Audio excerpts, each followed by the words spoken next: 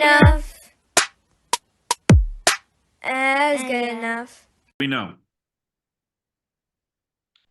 Welcome to our weekly podcast, Good Enough, with your co-hosts, Sam Lewis and Mark Lips. Our goal on Good Enough is to interview guests who do not let being perfect keep them from achieving their dreams. Whether it be writing a book, growing a business, achieving some other success, all of these people are heartfelt, passionate, and good enough to be noticed and guests on our podcast. We welcome them, and we also thank you for joining us today.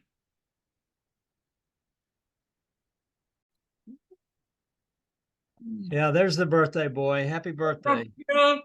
I'm still eating some cake. You said what you wanted for birthday. Your birthday was lots of fiber. Oh yeah. And cake. Did you Anyway, hi listeners. Mark Lips, this is Sam Lewis. Sam Lewis. And see, look at this. I'm still eating the birthday. I'm still on the birthday high, sugar high. We are here at Good Enough, and our sponsors are the Ripe Choice Farm Stay and Catering, plus our Happy Friday Neighbors newsletter, 25 years strong, comes out at 4 a.m. every Friday. That's Pacific Standard Time. Samby. This is Into the Country. It's brought to you by Pride Staff, full service staffing agency, temp to hire, direct hire, have to hire will travel, coaching and consulting. Also by the PPP, which is the Finally Friday philosophy, Sammy's Substack, a curated collection of I don't know exactly what. It's not as regular as the neighbors, but I put it out when I feel like it. All right. Hey, you don't like it, write somebody. Are you kidding? It's awesome. So you know what, listeners, if you will, can they text us on this? They can reach out to us. This is recorded, Mark. I know, but can they go to this site, whether it be YouTube or Substack, and text us their email, and we can put them on our newsletters? Yeah. That's an excellent idea. Yeah. So you can find us on YouTube. Go when you're listening to this, you'll see a place where you can make a comment and just say, hey, I want to be added to Happy Friday Neighbors, and if I have to, I'll do PPP. So, Mark, I got to tell you a story. Okay, listeners, grab a sandwich. So I've been having issues with my back, my hip. I've been hurting for a while. So finally, I go to the doctor. He refers me to a surgeon.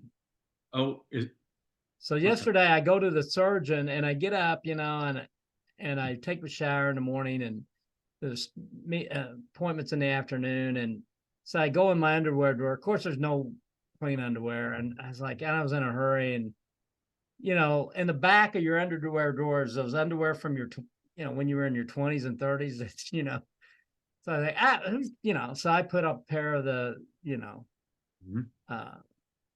sexy high rise briefs that has a lot of ball action, but I think of it. So I go to this appointment, and they say, we're going to take an x-ray. I said, this is all right. Because the last x-ray I had, I was fully clothed, laid on the table. So they had me stand against the wall, and then she says, you're going to have to drop your pants. All right. She's the underpants. So my jeans. Oh, your jeans. Okay. She goes, you got underwear on, right? And I go, well, yeah. But I had these briefs that belong on a 20-year-old guy. So here's this old guy dropping his pants. She says, you got to stand up like this and raise your leg and then tilt it out. And I said, am I on candid camera? Sitting there like that kid from Wax On, Wax Off in my undershorts. Mark, you already know this, and you said this to me one time. There's no modesty in getting older. You can't have any. And I was like, hey, look at myself. Yeah. Hey, I'll show up at a Rotary meeting not having showered for a week. It doesn't bother me anymore. This doesn't bother me. Doesn't bother me. Nope. You think what you think. Listen, I wear farm shoes from going out in the fields and stuff like that. I'll just put on a pair of nice pants over the farm shoes. So people, they look at me, and they see the shoes, and they go, oh boy. well, you never know. I may have to go do something with the chickens when I get back, and I'm just ready in my shoes anyway. So I thought you were setting this up for a joke, by the way. That's why I was going. That is 100% true story. That is 100% true. Wow. First of all, what kind of underwear? I'm trying to remember what I wore in my 20s. What did I wear in my 20s? You probably didn't wear any. Yeah, I was commando. But commando. Was it more back then? Was it the longer underwear back then, or was that before? No, well, this was like brief. Okay. So that was the colored underwear that we had. We'd have a pair it was, tidy white. I hadn't worn them in how many years? I was like, oh man, I don't have time to mess with this. I'll just put these on. Yeah. And you should have said I just came back. You should have said I just came back from a swim meet. That's what it looked like, Speedos. It looked like Speedos. Yeah, exactly. Or I'm sorry, I'm from the south of France. Yeah. I'm German. So I told everybody, I said, I went to a hip doctor, and I'm not talking about the coolest doctor in town. Yeah. Okay. We should have a rim shot noise. Yeah. What happened to that Fisher Price control? Or a boing? A boing. Well, if I can figure out how to work this equipment, that's why I need your guy to come out here. You should. I fired my guy because I have sound. I fired him. Oh, yeah. I have sound effects. Yeah. Well, I do too, but I make them myself. Yeah. Boing. Okay. Yeah. Okay. So tell me, what time is it? How did the wedding go last week on the property? It went great. I mean, we've already had more weddings than we had the whole year last year. Business is a lot better. 2023, we were wondering, man, we should go back to the city, or should we move to Portugal, or is there something else we haven't done? Live on a boat, travel with an RV. I mean, Tammy won't do the RV thing, or the boat thing, or move to Portugal, or yeah, or right, exactly. And the one wedding was on a Wednesday. Yeah, that's what I mean. It was knocked us out of last week. Yeah. Are these young people getting married? The what? Are they young people getting married, or is it? Who are these? This was a young couple. Second marriage for the bride, I think, maybe for the groom, but anyway, because she had a little boy. But they were younger, yeah. Very interesting. This was the guy who officiated is a guy who lives over near the coast. He has like 2,000 acres, lumberyard, owns homes all over and all that stuff. Anyway, he looked at my barn because he owned a lumberyard. He said, "You realize you have a historic building here." Yeah, that's wood in there. He showed me some of the beams because they used, it's a 100-year-old plus barn, and he showed me some of the beams. He said, "These are the original. A lot of the original wood is right here." I said, "I know. That's what I've been told." He goes, "No, I will show you how you know. You can see the axe marks," and he showed me what axe marks. The ads. Yeah, you could see it in the wood. And and where they shaved off the corner, bringing down, And I took pictures of it when I was there. Yeah, I mean, so you saw that? You realized? Yeah, I was like, geez, they made these with some very rudimentary hand tools. Right, and that's what he was saying. He goes, "This is amazing." He goes, "This is a real, for anybody who knows about this stuff, they would just be astounded by this." There for a hot minute when they were tearing these old barns down, these guys were going, and they probably still are, buying up that wood because it's not just 100-year-old barn, Mark. It's 100 years plus maybe 200-year-old trees. That's 300 years. Yeah, but not only that, they don't grow trees like that anymore. And that's a fact.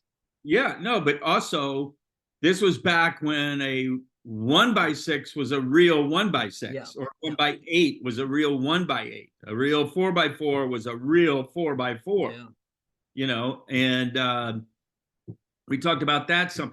Oh no, I'll see barns like look like they're getting ready to fall over, and I'm going, man, what, if I went and asked that guy for some of that wood, what would I do with it though? What, you know? But you almost want to go and say, I'd like to reclaim some of that wood. You There's know, maybe people that's have why I made build good a business out storage of shed. that.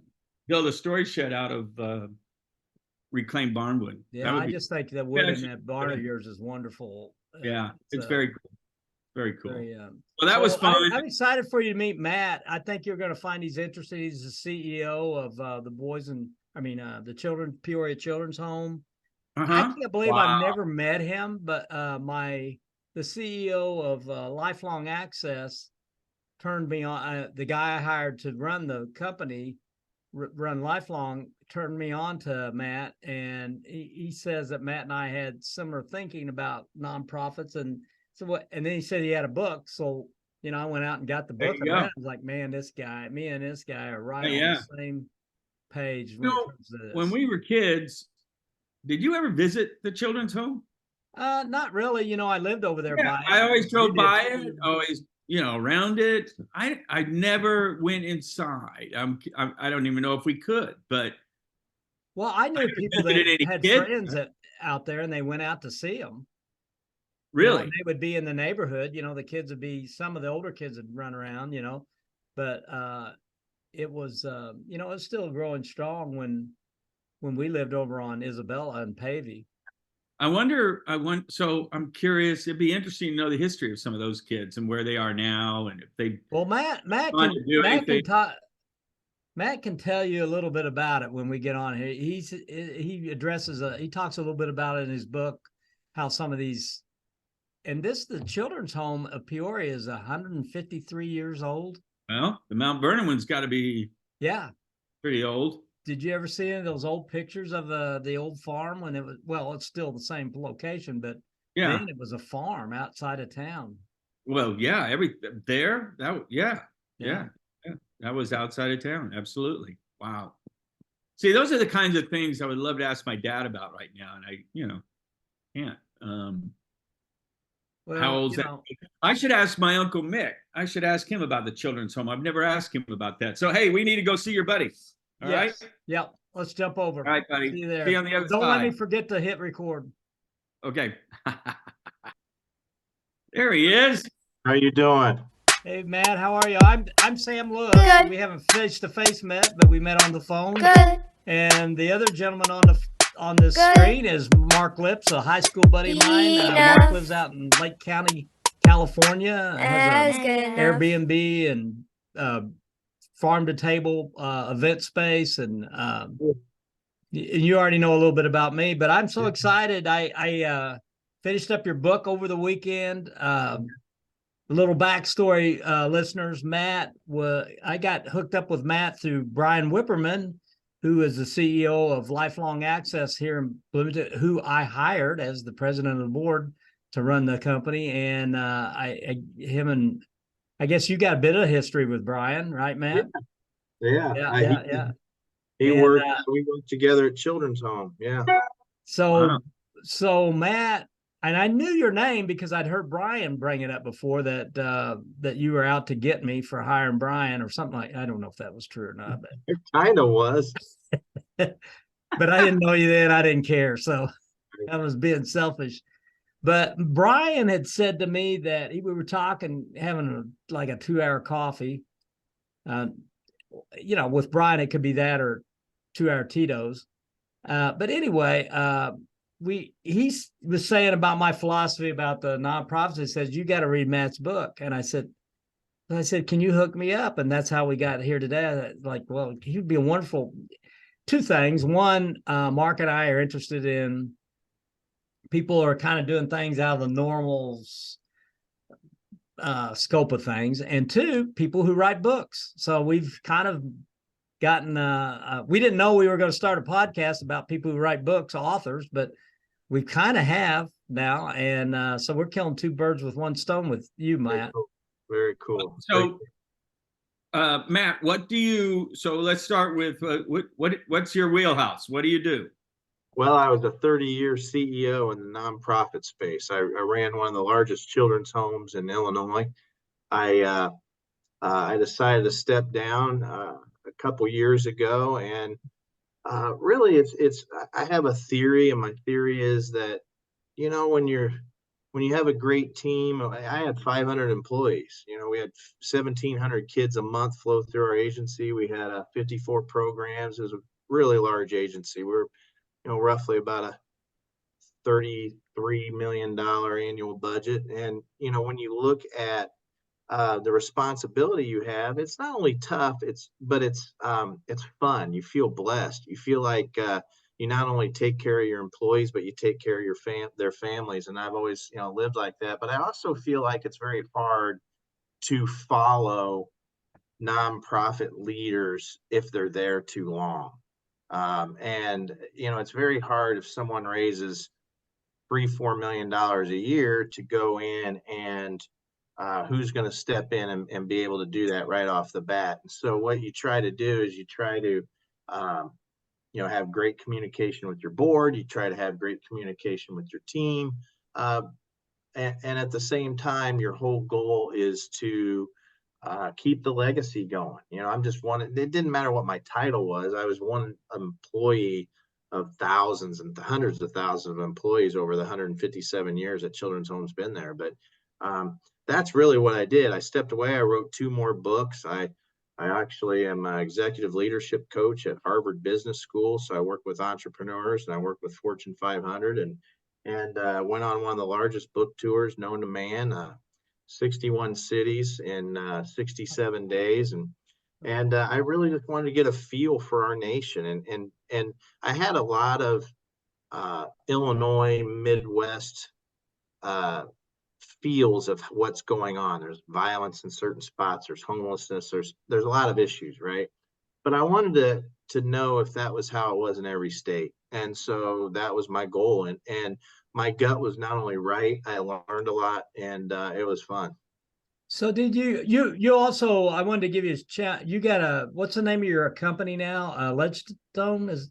Yeah, I'm also, I work with an employee engagement platform, Ledgestone, and I'm on the employee insight, it's called. I'm on that part, and it's an engagement tool where we go in and we reduce employee turnover. I mean, I think that's the biggest thing right now is that engagement piece within business is the most important piece. And it's not about just hiring. It's not just about onboarding, but it's about finding good people and then retaining them.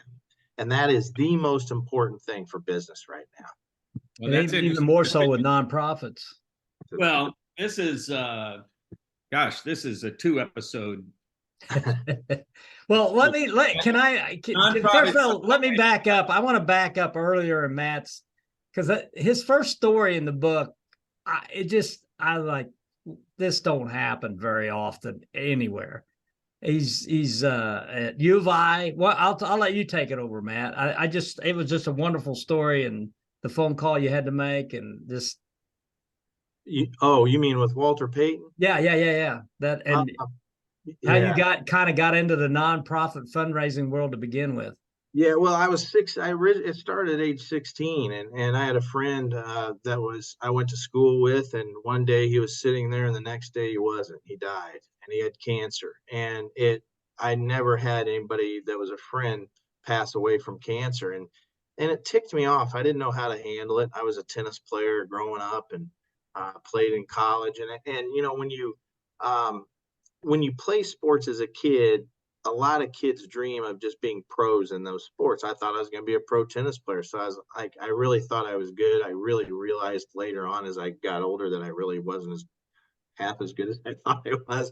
But in doing so, I said, you know what, this family, my friend's family, they didn't have a lot of money. And I said, I can raise money for them. So I played in a tennis marathon, and I played 56 straight hours with no sleep, and I raised $3,500 for the family. And when I gave them the check, it it felt like $1 million to them. And it gave them a relief to be able to defray the cost of the whole funeral, that they could mourn their son and not worry about it financially. And I knew right then, I didn't know what it was going to lead to, but I did know the superpower of helping others, that empathy, sympathy piece, compassion. And so I was 18, 2 years after that, I was driving to Champaign. I was going to school there. And I heard a radio show about two kids. They both had leukemia. And I pulled over to the side of the road and I was bawling. And I just couldn't believe it. I'm like, you know what? I'm going to break that record. The record is 125 hours straight of tennis. It was a world record at the time. There was no Google or anything at the time, so it's not even like, you can't even search for it right now. But I have the proof. I was all over the country in papers and everything. But I said, you know what? I'm going to raise money for these kids and for leukemia, and I ended up breaking the world record. And in doing so, I played 126 straight hours of tennis. It's 5.5 days, and raised $35,000. And in doing so, I almost killed myself. I became somewhat of a local celebrity at a young age. I got a lot of press for that. And so I knew the power. I also had a famous cousin who was Jeff George, the quarterback, and also my roommate. And so I knew that I could leverage Kendall Gill and Nick Anderson and Jeff George and all these athletes at Illinois. But the guy that really got me started was Lou Henson. And Coach Lou Henson invited me into his office, and he helped me, and I raised a lot of money. And then one day I called my idol, my hero was Walter Payton, and I called Walter and left a message at his foundation, and I ended up calling him 13 times. And my cousin Jeff and I, we shared an apartment, a condo together, and I was in one room, and our rooms were next to each other. And I had the phone with a long cord in my room, and it was the old style phone. And what happened was, after the 13th call, I go, man, that dude's never going to call me back. And I pick up the phone one morning, and he said, is Matt George there? And I said, yeah, it's him. And he goes, this is Walter Payton, and you're one persistent son of a, you know what. And I talked him into meeting with me. I drove up to Chicago. I met in his office at the foundation on Gulf Road, Walter Payton Foundation. I convinced him his fee was $35,000 per 2 hours. That was back in 1990. I said, I don't have it. He said, all right, how about 10,000 and a jet? And I said, deal. And I wrote him a check for 5,000, which I didn't have. I actually had to use my book money that my grandma gave me. It was exactly 5,000, believe it or not. I gave it to Walter Payton. And then I said, well, I can sell this sucker out. And I sold out 400 tickets to see Peyton, and it was easy. And I had all the athletes, Dana Howard. I had every Illini guy you can imagine there. And we ended up raising a whole heck of a lot of money. And I knew right then and there that was the beginning of probably now over 250 fundraisers in my time, and probably go down as one of that's what I do. I'm a fundraiser. You're fundraising for a variety of nonprofits, or is there a particular area, youth,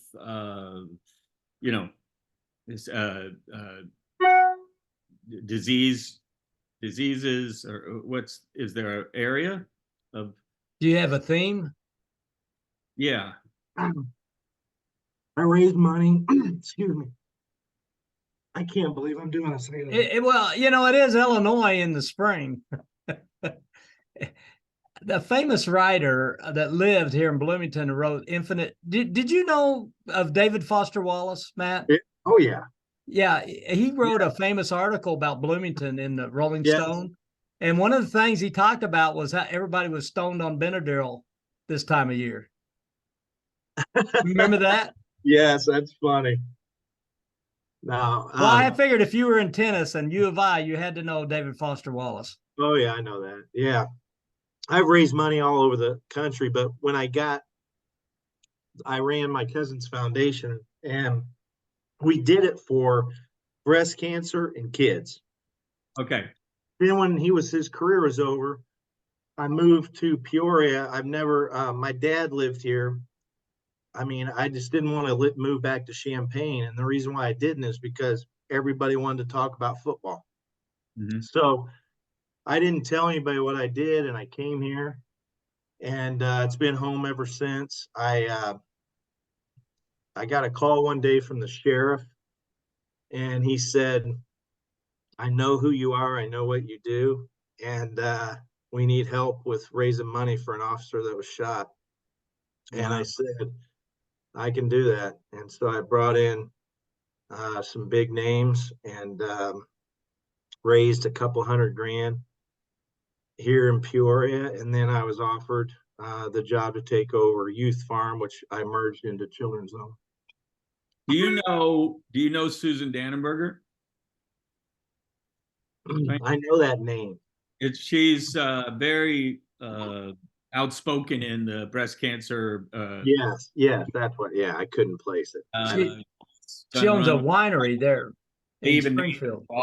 a bra after, and Yeah, she might be someone for you to stop off at that winery and just say hello. She's like such a positive. She really is. I'm all right down. Yeah. All right. We had her on our podcast. So if you want to look up our podcast, you can. Yeah, I'll look at that then. And I've known her, my brother used to run the TV station in ABC and Fox affiliate Rick Lips in Champaign and Springfield. Okay. And that's how I met her. And we ended up having her on the podcast, but she is just Dynamite. Energetic, got this event space where they do fundraisers, they do bands, they make wine, and whatever you think of the wine. Yeah, very cool.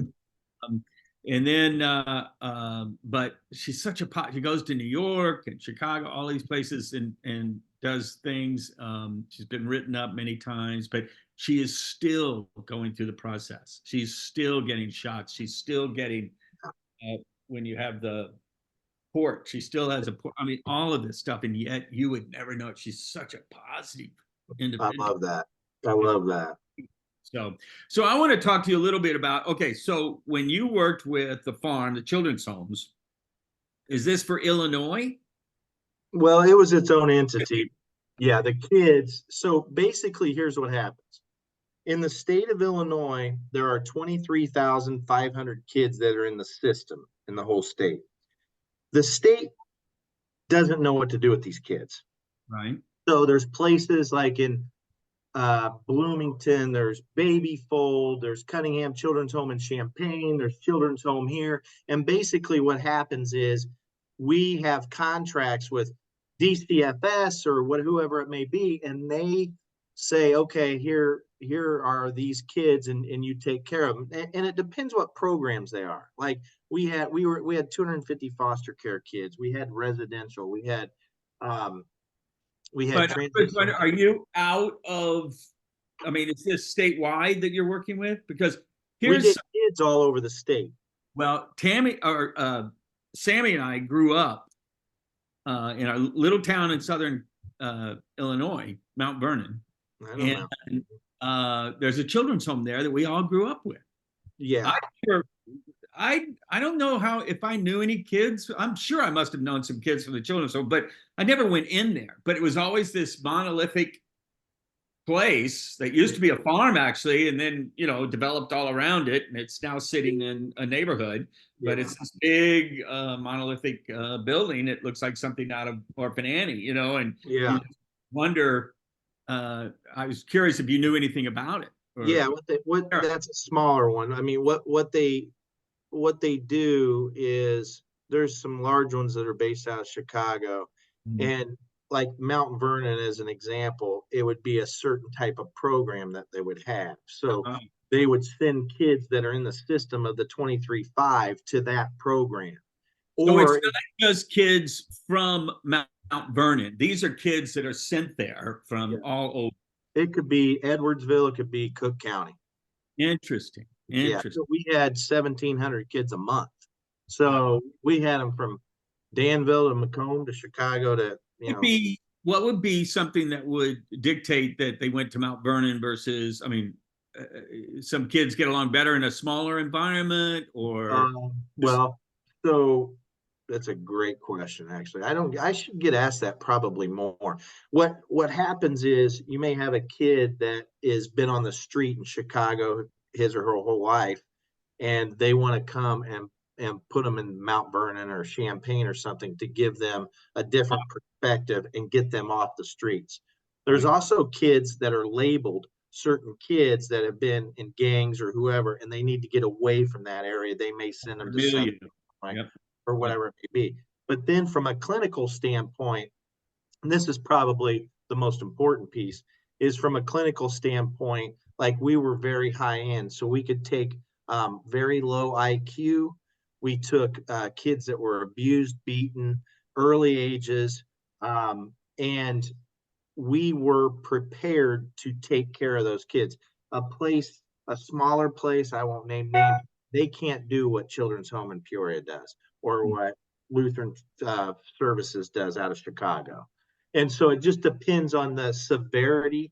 And a lot of these kids in the system, they're either taken away from their parents, or the kids were on the street, or that they did something wrong to get into the system, or their parents were dead. I mean, that's what it is.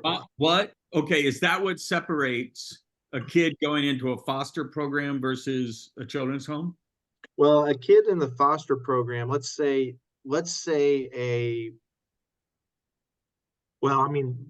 the foster program was under Children's Home, like for here. So like, let's say a kid is parent one's in jail and the mother can't keep the kid, and the mother has an issue with drugs or whatever.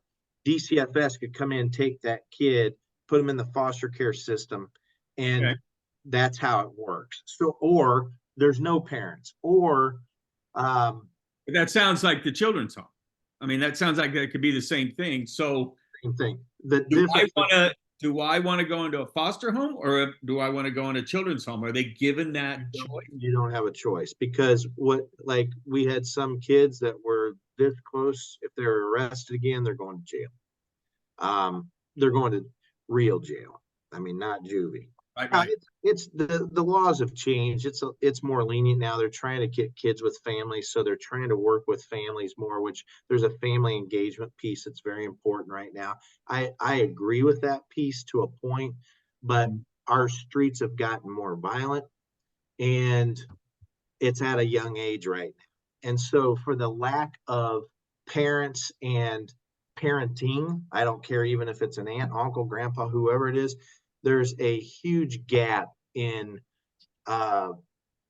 what these kids are going through, and they're turning to the streets again. And that's why we're seeing an uptick in violence. You don't see, typically 10 years ago, you'd see a shooter, or you'd hear about a shooting and it'd be 35-year-old male so-and-so. Now it's 12 years old. Right. 12-year-old shot. But how do you, okay, so, and this is going to be terrible to say, but when someone hears children's home,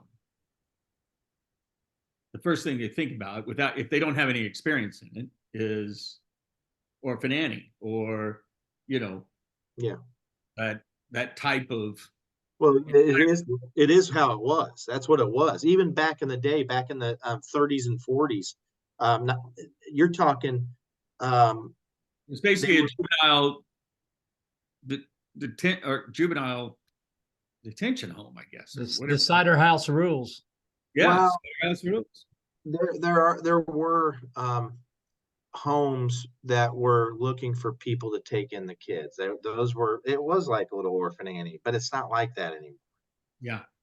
So I want to ask a technical question from the book. I got interested in, as you were upskilling the children's home, and I love this part about project management 101, and how did that work? You pick up the phone, call somebody at CAT and say, did your people go to CAT?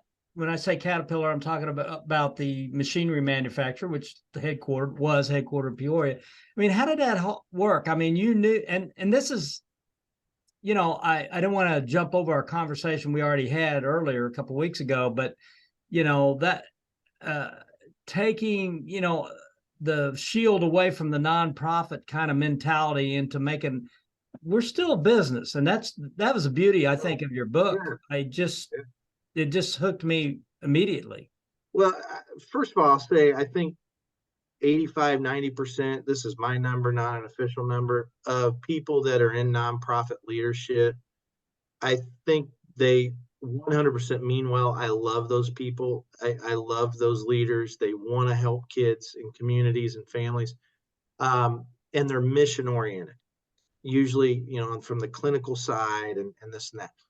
And I'm business oriented. You have to have cash. Mission is irrelevant. I'll debate this all day. Mission is irrelevant with no money. I mean, you can sit here and argue with it, but it doesn't make sense because if you don't have any revenue streams coming in, or let's say you had $100,000 program and it got dinged 50,000, and you can't have that program, what's mission mean? There's not an argument. And so, like with Caterpillar as an example, I had a lot of connections at CAT, including some on my board, and I could go and maybe ask somebody for, let's say, 100,000 or $250,000. I'd sit there, and at times you needed cash, but also at times you also needed to run the business. And so we had so many projects going on. I went to the director of project management at Caterpillar. I made an ask and I said, would you be interested in taking your project management platform and seeing if anybody on your team would like to donate their time and in turn take the for-profit project management structure and cater it to a nonprofit? And they took like it on. A Six Sigma sort of. Very similar. It wasn't that, but that's a good example. Yeah, it's a great example. So it was a process that we would actually be able to vet. And what happened is we realized we had so many ideas.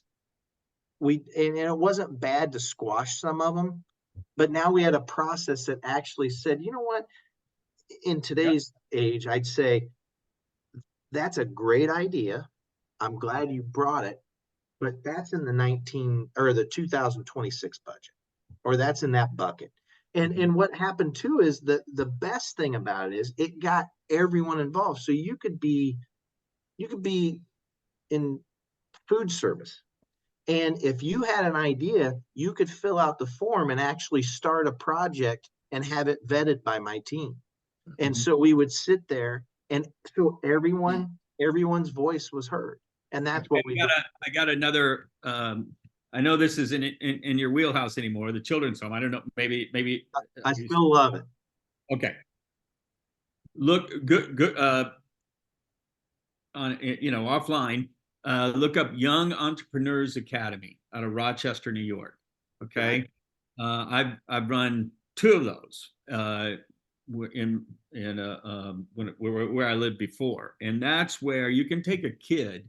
Say a kid in a children's home, and this has nothing to do with social standing, that you're a 4.0 student, or you're even, you can be an underperforming student, but you can have a great idea, and this can promote entrepreneurship, and it can promote breaking out of your bubble. And if you got a group, say the children's home as a group, or that group there in the Bloomington, Peoria area, put together and it's a 9-month program.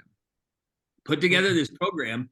These kids, they'll write, and it's basically 6th grade through high school. And these kids can lift up and get excited about creating a business plan and an idea based on something they feel they need. One lady I know, she made it all the way to the national competition in Rochester, where about 60 kids end up going there. And there's, you know, scouts from MIT and all the universities and stuff there. And she had a problem with she was an athlete, a young girl, you're right. And she had a problem with her sports bra rubbing against her, right? So she created these pads. They ended up getting patented that a girl would put in there. But that was a need that she met. Yeah. And developing it. And next thing you know, she's winning first place and getting a scholarship and a patent for this thing. Yeah, that's cool.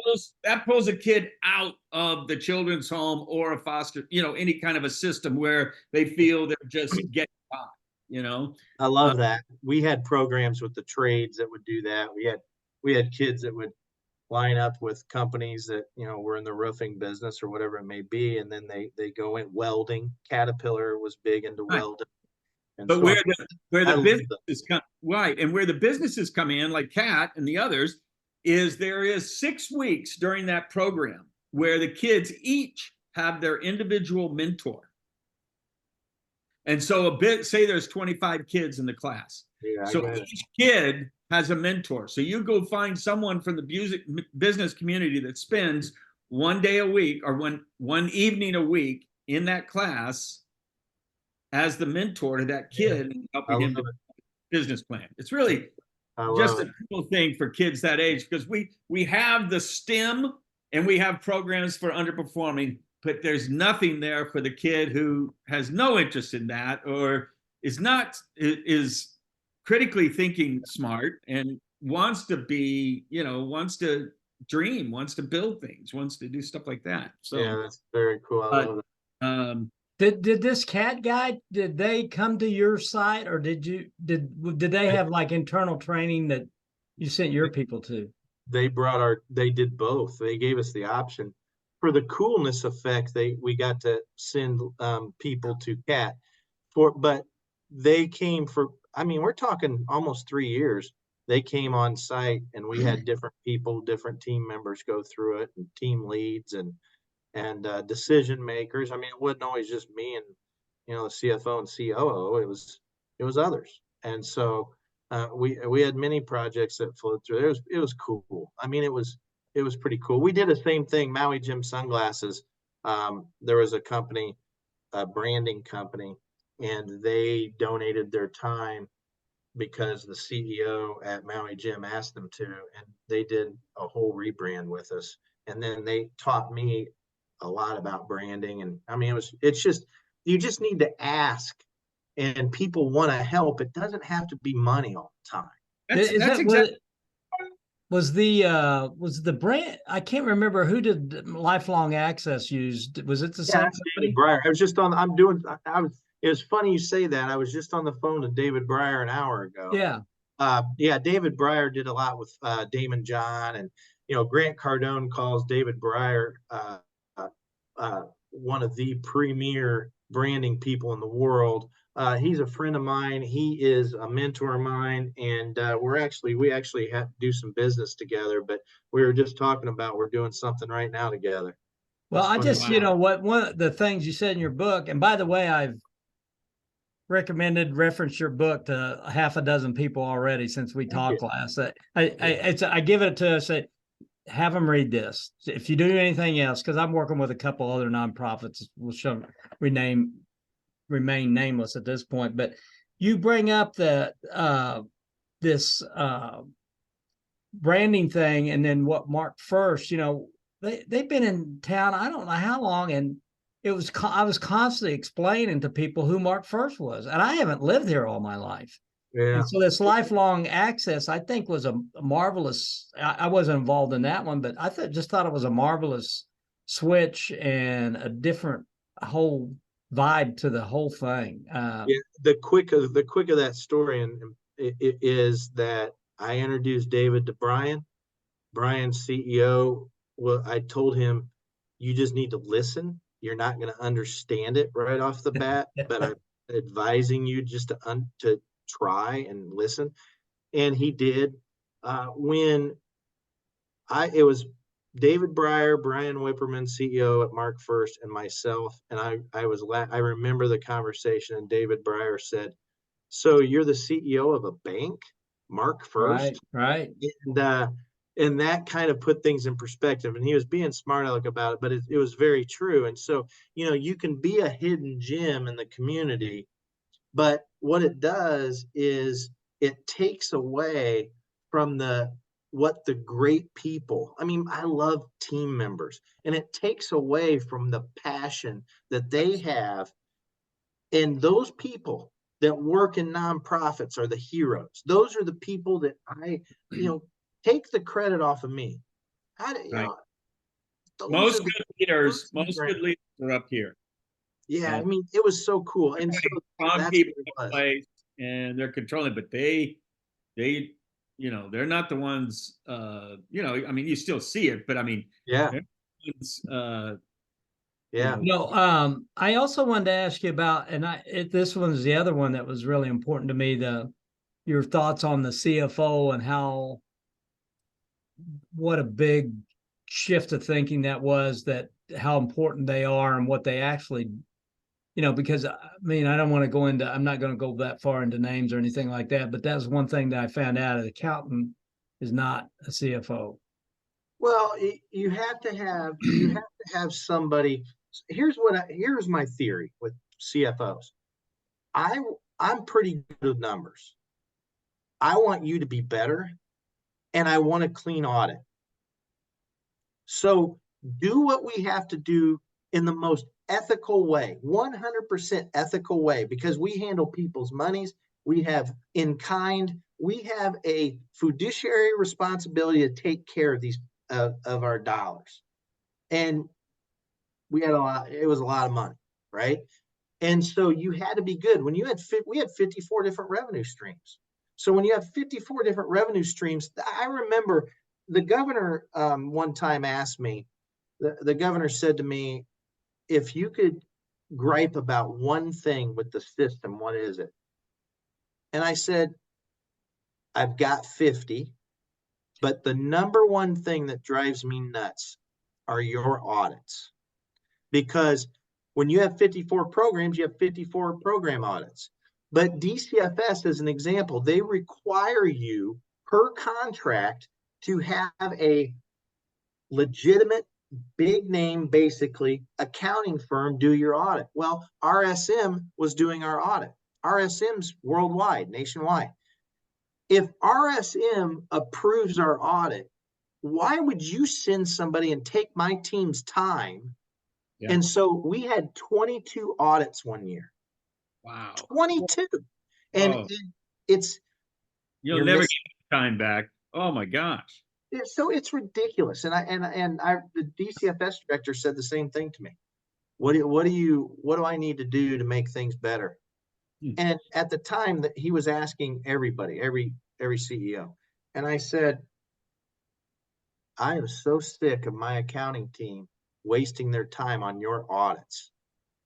Because the bottom line is, no disrespect to the state, but they're not going to be more thorough than a federal audit. No way. And so it just boggles my mind that and so when people say, what is it? That's a waste of time and money. We're taking care of kids. We're taking care of families. We have people that are on the street getting shot. We have people that are homeless, and you're sitting here looking for a gas receipt that was already found 3 months before that. Right. That was my problem. Well, I'm glad you spoke about, I mean, that's been a big thing with me. And the other thing you mentioned in your book, and it was this whole thing was kind of an eye-opening experience with me about medical billing and the whole art of it and the IT structure that connects all these things together. I had it was like a slap in the face when I started understanding, like, if you don't, and medical billing is not a science, it's this art form that if you have Linda in the basement in the corner who is the medical biller, your whole company could be riding on whether Linda bills at a 1046 or 1047. Oh, don't even get me That maybe started. that's another episode altogether. But I really appreciated that in the book. I was like, oh my I, God, I'll, I'll people say don't one, understand this. I'll say one thing about that. It shows when I say you have to stop doing business like 1990, that's what I mean. You have to have technologies, you have to have platforms, you have to have accounting software, you have to have donor software. You have to, as an agency, figure out a way to invest into your business as if it was a regular business, a for-profit business, to be competitive. Because no matter what anybody says, we were still competitors with other people. And Yep. people go, no, it's about mission or taking care of people. No, it wasn't. I was still fighting the person down the street for that $100,000 donation. Well, we have a couple minutes left.